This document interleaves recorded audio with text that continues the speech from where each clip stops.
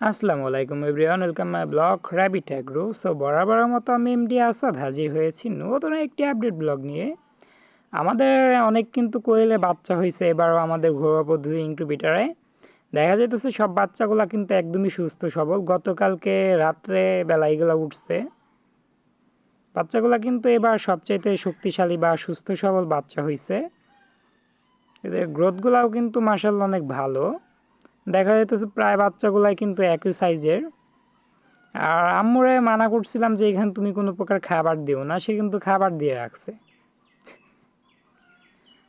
24 ঘন্টার খাবার যে নিয়ে আসে সে কিন্তু মানতেই চায় না পেটে বাচ্চারা। আর আমাদের ঝুটিওয়ালা হাঁসগুলাকে আমরা নতুন একটা সেট আপ তৈরি করছি, সেখানে নিয়ে রেখে দেব। যেহেতু আমার ক্যামেরাম্যান কাজল ভাইয়া কিন্তু আজকে বাসায় নেই, ও অফিসে গেছে, সে কারণে মূলত আমাকেই কষ্ট করতে হইতেছে। মূলত আমার ব্লগ ভিডিওগুলা প্রায়ই ও কিন্তু ভিডিও করে দিয়ে থাকে।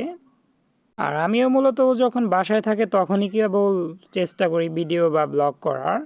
সো নতুন জায়গাটাতে আমি হাঁসগুলাকে ছেড়ে দিলাম। আর এখানে বেশ কিছু কচু চারা আমি কিন্তু লাগিয়ে দিছি, যেহেতু এখান থেকে আমরা কচুর কিছু চারা পাবো বর্ষার পরে আমাদের লাগানোর জন্য জমিতে।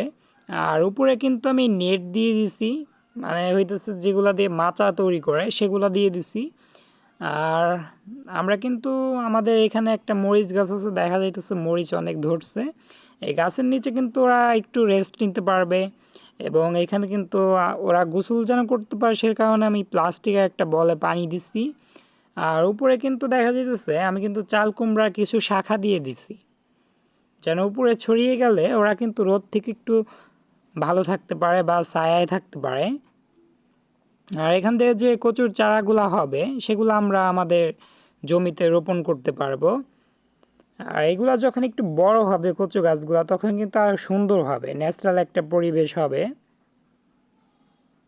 এখন যেহেতু মাত্র 4-5 দিন হয়েছে লাগাইছি, সে কারণে মূলত এতটা ভালো লাগতেছে না। আর নতুন জায়গায় যেহেতু ফর দ্য ফার্স্ট টাইম আসছে, ওরা কিন্তু একটু ভয় পাইতেছে। যদিও 2-1 দিন পরে সব কিছুই ঠিক হয়ে যাবে, জায়গাটাকে ওরা ওদের মতো করেই নিয়ে যাবে, মনে করবে ওদের এটা একটা বাসস্থান। মরিচ গাছটা কিন্তু ভালো ওদের একটা ছায়া দেবে। আর এখানে আমি একটা টবের ভিতর বকুল গাছ লাগাইছি, বকুল ফুল গাছ। যেহেতু ফিউচারে আমরা এখানে আমাদের হাঁস মুরগি বা কোয়েল পাখির জন্য একটা সেট আপ তৈরি করব ঘরটাকে, সে কারণে মূলত আমি টবের ভিতরে লাগাইছি, যেহেতু যখন কাজ করি তখন আমরা যেখানে সরাই নিতে পারি। আর আমাদের 2টা কিন্তু মেয়ে হাঁস লাগবে ওদের জন্য। আপাতত আমাদের বাসার যে মেয়ে হাঁসগুলো আছে সেখান থেকে 2টা হাঁস আমি বেছে দিয়ে দেব, সিলেক্ট করে কিন্তু দিয়ে দেব ভালো, যেগুলো গ্রোথ এবং কালারফুল সেগুলাই কেবল এখানে আমি 2টা আপাতত দেব। আর পরবর্তীতে আমি ঝুঁটিওয়ালা হাঁস কিংবা সাদা হাঁস কিন্তু আনার চেষ্টা করব, যেন যেগুলো ঝুঁটিওয়ালা বাচ্চা হবে সেগুলো যেন সাদা হয়। সাদা হাঁসগুলো একটু বেশি সুন্দর লাগে।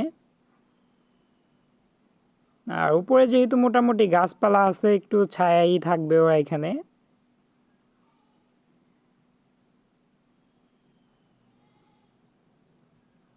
এখানে যদি আমরা 2টা স্ত্রী হাঁস দিয়ে দিই, আমাদের কিন্তু 95% পর্যন্ত হ্যাচিং রেট আমরা পাবো।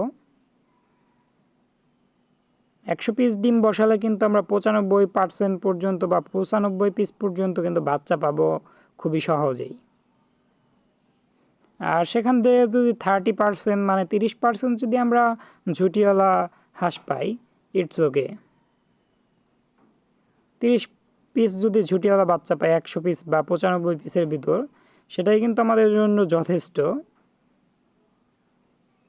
আর আশা করতেছি 30% বা 30% কিন্তু আমরা ঝুঁটিওয়ালা হাঁসের বাচ্চা পাবো ইনশাল্লাহ।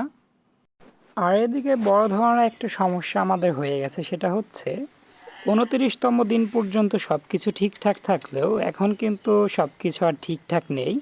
আমাদের স্নিগ্ধার ডিমগুলা কিন্তু আমরা দুভাগে ভাগ করে, এক ভাগ কিন্তু আমরা দেই আমাদের মুরগির নিচে এবং আরেক ভাগ কিন্তু দেই আমাদের স্নিগ্ধার নিচেই। আমাদের স্নিগ্ধার নিচের ডিমগুলা কিন্তু 30 দিন হয়ে গেলেও একটা ডিমও কিন্তু একটু ভাঙতে পারেনি বাচ্চাগুলা। আর আমাদের মুরগির ডিমগুলা কিন্তু ভাঙতে শুরু করছিল 30তম দিনেই। 31তম দিনে কিন্তু আমি লক্ষ্য করলাম কিছু ডিম নড়াচড়া বন্ধ করছে, মানে কিছু ডিমের ভিতর বাচ্চার লড়াচড়া বন্ধ করছে। পরে আমি বুঝতে পারলাম বাচ্চাগুলো মারা গেছে। ভেঙে দেখলাম বাচ্চাগুলো ঠিকই মারা গেছে। মারা যাওয়ার কারণটা হইতেছে যেহেতু আমাদের ডিমগুলো একদম কিন্তু পরিপূর্ণ ভর্তি হয়ে গেছিল, মানে ও যে ভেঙে বের হবে সেরকম কিন্তু প্লেস ছিল না। চারিপাশে যখন ও মাথাটা ঘুরিয়ে ঘুরিয়ে কিন্তু ভাঙবে সেরকম কিন্তু জায়গা নেই, বিধায় কিন্তু ওরা ভাঙতে পারেনি। আজকের ব্লগটি এ পর্যন্তই।